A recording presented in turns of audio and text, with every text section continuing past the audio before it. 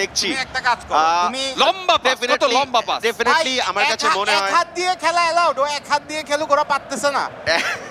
এক হাত দিয়ে খেলা অ্যালাউড ডেফিনেটলি, কিন্তু এই মুহূর্তে মরক্কো যেভাবে খেলছে আরো একটা গোল কি তারা করবে? আরে করবে মানে আমরা 3-4টা দিব। আপনার কয়টা লাগবে গোল বলেন? চুয়ামেনি আবারও মরক্কোর পায় বল, ডিফেন্স হয়ে যাচ্ছে, ঢুকে পড়েছেন না ভালো ডিফেন্স, চুয়ামেনি ভালো ডিফেন্ড করেছেন।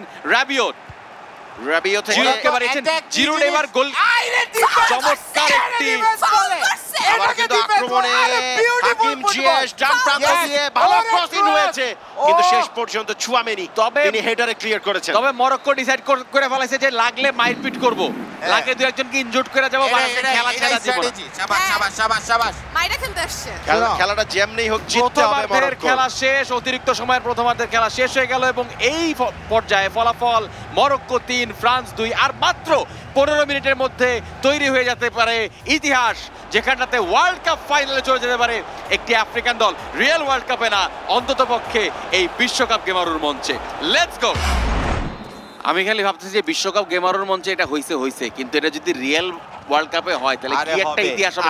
আপনি তো পুরা মোহাম্মদপুর এবং ঢাকা শহরে নাকি সিন্নি বিলাবেন বলেছেন। হ্যাঁ আমি বলছি, আমি শুধু যদি মরক্কো যদি সেমিফাইনাল জিতে ফ্রান্সের এগেইনস্টে, আমি মোহাম্মদপুর এলাকায় সিন্নি বিতরণ করব। আমার খুবই প্রিয় টিম, চমৎকার ভাবে এগিয়ে যাচ্ছে এই পর্যায়ে মরক্কো। যাব, ওইখানে এক মাস থাকবো। কাসাব্লাঙ্কা আপনার জন্য ভালো একটা হোটেলের বুকিংও থাকবে, এই ব্যাপারে আমার কোনো সন্দেহ নাই। এই মুহূর্তে আক্রমণে মরক্কো, বডি টাসেল চলছে, কিছুটা কলিশন আমরা দেখলাম, এবং এই মুহূর্তে ফ্রান্স এই ম্যাচে কামব্যাক করতে হলে কুইক একটা গোল তাদের পরিশোধ করতে হবে। তবে সেই কাজটা হবে কিনা, কিলিয়ান এমবাপ্পেকে থামাতে হবে। যদি তারা এই ম্যাচটা বের করে নিজেদের পক্ষে রাখতে পেয়েছিলেন, ছিল এখনো পর্যন্ত কিলিয়ান এমবাপ্পে, এবং অল্পের জন্য লক্ষ্যভ্রষ্ট। মানুষ দেখতেছে এটা, তুমি যে মিস করছো। এমবাপ্পে আবারও, এমবাপ্পে একদম ফাঁকা পেয়েছিলেন, এইটা কিন্তু প্রত্যাশিত না ভাইয়া। সারা দিন তুমি ভালো খেললা, আজকে লাস্টে এসে কি করলা? এটা হচ্ছে এক্সট্রা টাইমে সেকেন্ড হাফ, ও তো আর দৌড়াইতে পারতেছে না, হয়রান হয়ে গেছে। না কিন্তু এর আগের ফিনিশিং গুলো অনেক বেটার ছিল, আজকে হঠাৎ করে কি করলো বুঝলাম না। মাত্র 8 মিনিট বাকি আছে, 8 মিনিট সময় ব্যাপক পরিমাণে নষ্ট করছে বুনো।